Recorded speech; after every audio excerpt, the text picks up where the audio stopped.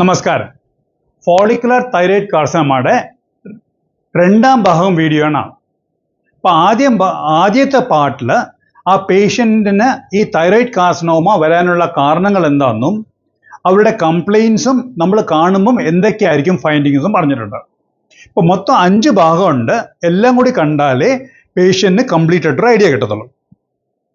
അപ്പോൾ എന്തൊക്കെ ടെസ്റ്റ് എന്ന് ഈ ഭാഗത്ത് ഞാൻ പറഞ്ഞുതരാം. അപ്പം ആദ്യം ഇതിന് ചെയ്യേണ്ടത് ഒരു അൾട്രാസൗണ്ട് നെക്ക് എടുക്കുക ചെയ്യുന്നത്. അപ്പോൾ അൾട്രാസോണോഗ്രാഫി നെക്ക് എടുക്കുമ്പോൾ അതിനകത്ത് ഗ്രേഡിംഗ് ഉണ്ട്. ആ ഗ്രേഡിങ്ങിനകത്ത് 5 ഇല്ലെങ്കിൽ 6 വരുമ്പോൾ തന്നെ ഡൗട്ട് വന്ന് തുടങ്ങി, ഇത് ക്യാൻസർ ആണോ എന്ന് ഒരു ഐഡിയ കിട്ടി തുടങ്ങി.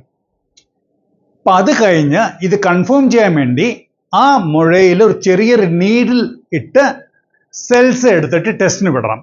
അപ്പോൾ ഇത് മയക്കാതെ ആണ് ചെയ്യുന്നത്.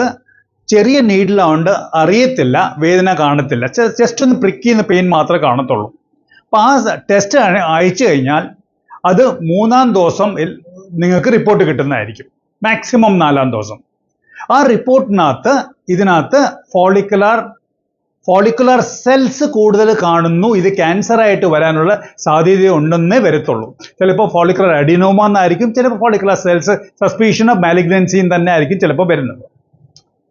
ഇപ്പം ഈ രണ്ടും കഴിഞ്ഞാൽ നമുക്ക് മനസ്സിലായി ഇത് ക്യാൻസർ ആണ്, അപ്പോൾ സർജറിക്ക് വേണ്ടി റെഡി ആയിക്കോണമെന്ന് മനസ്സിലായി. ഇതിൻ്റെ കൂടെ വേറെ എന്തൊക്കെ ടെസ്റ്റ് എന്ന് ചോദിച്ചാൽ thyroid function test T3, T4, TSH എടുക്കണം. അതുകൂടാതെ ഒരു CT സ്കാൻ ഇല്ലെങ്കിൽ MRI. ഇതിൽ ബെറ്റർ ഏതാന്ന് വെച്ചാൽ MRI ആയിരിക്കും ബെറ്റർ.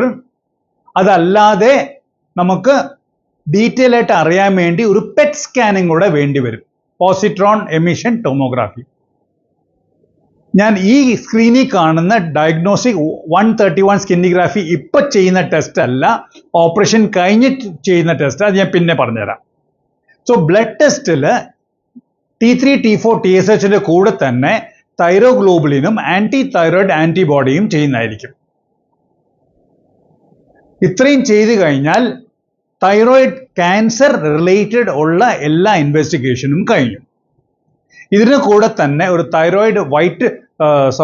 സെറം വൈറ്റമിൻ D അസേയും കൂടെ ചെയ്യുന്നത് നല്ലതായിരിക്കും.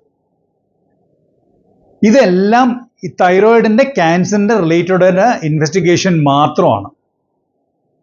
ഡയഗ്നോസിസ് ചെയ്ത് പേഷ്യന്റിനെ ഇനി പ്രിപ്പയർ ചെയ്യണം സർജറിക്ക് വേണ്ടി. ഇപ്പം അടുത്ത വീഡിയോ കാണുക, അതിനകത്ത് ഞാൻ സർജറിയെ പറ്റി ഡീറ്റെയിൽ ആയിട്ട് പറയുന്നതായിരിക്കും. നമസ്കാരം.